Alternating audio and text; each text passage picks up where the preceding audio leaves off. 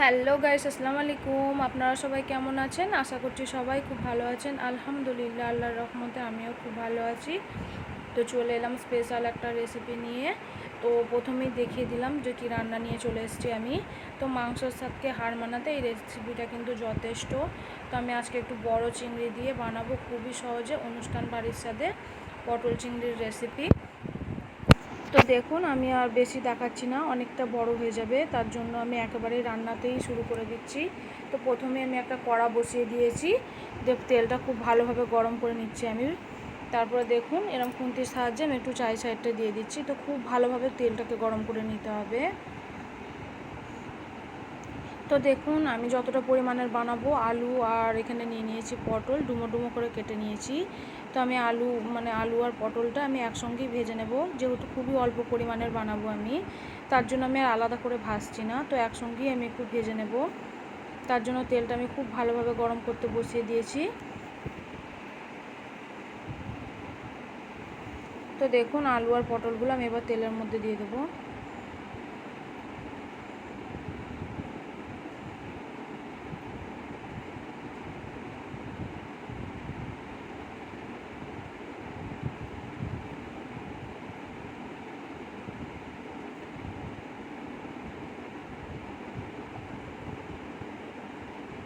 তো দেখুন, আমি একবার ভালোভাবে নাড়াচাড়া করে আমি খুব ভালো মতো এটা সেদ্ধও করে নেবো, আবার ভেজেও নেব।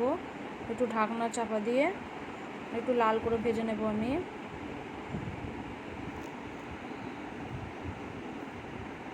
তো গ্যাসের ফ্লেমটা লো টু মিডিয়াম করে রেখে দিচ্ছি, মানে খুব হাই করতে রাখলে হবে না, আলুটা কিন্তু লাল হয়ে যাবে, ভেতরে কাঁচা থেকে যাবে, তাই আমি একটু স্লোতে রেখে দিচ্ছি। তো দেখুন, আলুগুলো আমি উল্টে পাল্টে আরও কিছুক্ষণ ভেজে নেব।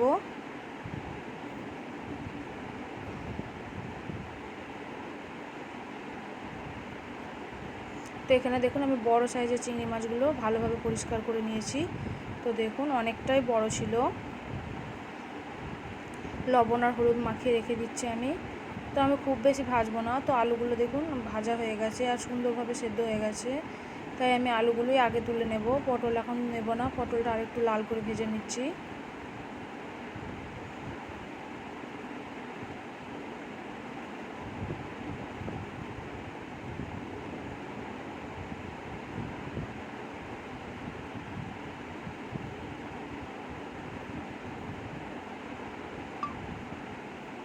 তো পটলগুলো দেখুন না, একটু লাল করে ভেজে নিলাম। তো এই তেলের মধ্যে আমি চিংড়ি মাছগুলো হালকা একটু ফ্রাই করে নেব, একেবারেই হালকা, খুব বেশি শক্ত করে ভাজবো না। খুব বেশি ভাজলে মাছের টেস্টটা নষ্ট হয়ে যাবে, তার জন্য দেখুন মাত্র তেলে দিয়ে আমি উল্টে পাল্টেই তুলে নিচ্ছি, যাতে কাঁচাটা না থাকে, তার জন্য হালকা একটু ফ্রাই করে নিলাম। তো এই তেলের মধ্যে আমি ফোড়নের জন্য দিয়ে দেবো, এখানে শুকনো লঙ্কা আছে, আর দিয়ে দিচ্ছি এক টুকরো তেজপাতা, আর দিয়ে দেবো 1 চামচ মতো 5 ফোড়ন। তো 5 ফোড়নটা আপনাদের টেস্ট অনুযায়ী আপনারা নাও দিতে পারেন, কিন্তু অনুষ্ঠান বাড়িতে দেয়, তার জন্য আমি দিয়ে দিলাম। তারপরে দিয়ে দেবো এখানে পেঁয়াজ কুচি। তো দেখুন, একদম ছোটো ছোটো করে আমি পেঁয়াজ কুচি করে নিয়েছি, মিডিয়াম সাইজের। তো পেঁয়াজটা সুন্দর করে লাল করে ভেজে নেব। তারপর দিয়ে দিচ্ছি এখানে স্বাদ মতো লবণ।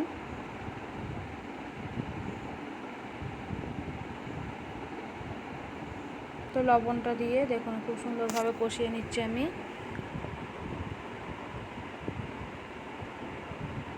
তারপরে দিয়ে দিচ্ছি 1 চামচ মতো এখানে লঙ্কা গুঁড়ো।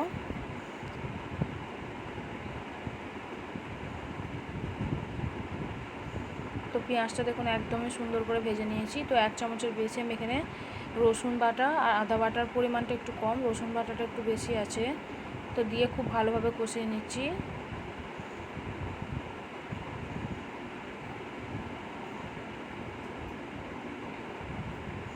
তারপরে দিয়ে দিচ্ছি এখানে আমি মশলা অ্যাড করে দেবো। প্রথমে দিয়ে দিচ্ছি জিরে গুঁড়ো, তারপরে দিয়ে দেবো ধনিয়া গুঁড়ো, তারপরে দিয়ে দেবো হলুদ গুঁড়ো, লঙ্কা গুঁড়োটা আমি আগেই দিয়েছি। তো মশলাটা খুব ভালোভাবে আমি কষিয়ে নেব।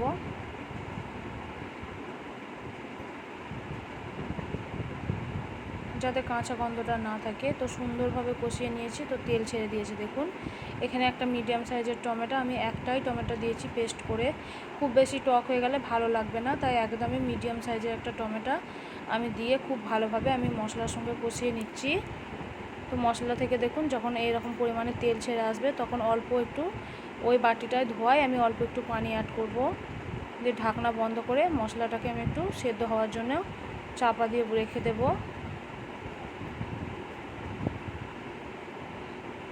তারপরে ফিরে আসছি 1 থেকে 1.5 মিনিট পর। তো গ্যাসের ফ্লেমটা একেবারেই লোতে ছিল।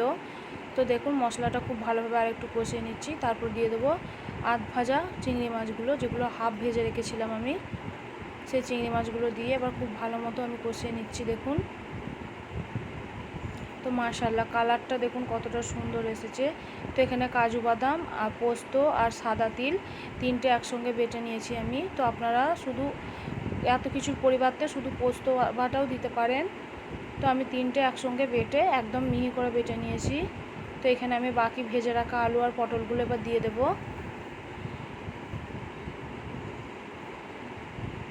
খুব ভালো মতো আমি কষিয়ে নিচ্ছি দেখুন। তো মশলাটা খুব ভালো মতো কষিয়ে নিতে হবে। তারপরে বাটার যে উপকরণটা সেটা আমি দিয়ে দেব। এখানে পোস্ত আর কাজু বাদামের পরিমাণটা বেশি ছিল, সাদা তিল একটু কম ছিল। তো সেটা আপনাদের সাথে আমি আর শেয়ার করিনি, অনেকটাই বড় হয়ে যাবে, তাই একেবারে বাটাটাই আপনাদের সাথে আমি, আপনারা পরিমাণ মতো আন্দাজ করে একটু নিয়ে নেবেন যতটা পরিমাণের বানাবেন। তো দেখুন খুব ভালো মতো মশলাটাকে আমি কষিয়ে নিচ্ছি। তো এবার ঢাকনা বন্ধ করে একটুখানি মানে 1 মিনিটের একটু কম কষিয়ে নেব। তো কত সুন্দর একটা তেল ছেড়ে দিয়েছে দেখুন। দেখে মনে হচ্ছে তো যে অনুষ্ঠান বাড়ির মতো পটল চিংড়ি, দারুণ লাগে খেতে, কিন্তু একেবারেই অন্য স্বাদের এই চিংড়িটা খেতে লাগে, খুবই ভালো লাগে। গরম গরম ভাতের সাথে যদি এই রেসিপিটা লাগে আর কিছুই দরকার লাগবে না। বাড়িতে মেহমান আসলে আপনারা এই রেসিপিটাও দিতে পারেন, খুবই সুন্দর লাগবে খেতে, মাংসের স্বাদকেও হার মানিয়ে দেবে, এতটাই দুর্দান্ত হয়। তো আমি পরিমাণ মতো পানি দিয়েছি কষিয়ে, দিয়ে 1 চামচ মতো এখানে আমি চিনি দিয়ে দিলাম। তো খুব ভালো মতো আমি ফুটিয়ে নিচ্ছি। তো দেখুন আমি পানির পরিমাণটা কতটা দিয়েছি, এতটা কিন্তু রাখবো না, একটু আমি মাখা মাখা টাইপের করব। তো দেখুন ভালোভাবে ঝোলটাকে ফুটিয়ে নিচ্ছি আমি। তারপরে আমি এখানে দিয়ে দেবো গরম মশলা 1 চামচ মতো, দিয়ে খুব ভালো মতো ফুটিয়ে নেব। তো ঝোলের পরিমাণটা দেখুন একেবারেই কমে গেছে, আমি 1 চামচ এখানে গাওয়া ঘি দিয়ে দিচ্ছি, দিয়ে খুব ভালোভাবে আমি একটু নাড়াচাড়া করে নিচ্ছি। তো খুব ভালো মতো নাড়াচাড়া করে নিচ্ছি। আর লবণটা অবশ্যই আপনারা একবার চেক করে নেবেন, কে কেমন লবণ খান, কম বেশি তো খেয়ে থাকেন, তো বেশি খেলে একটু টেস্ট করে নেবেন। তো আমার একেবারে পারফেক্ট হয়েছিল, তো আমি কাছ থেকে আপনাদের একবার দেখিয়ে দিচ্ছি। তো রেসিপিটা ভালো লাগলে অবশ্যই লাইক কমেন্ট শেয়ার করবেন।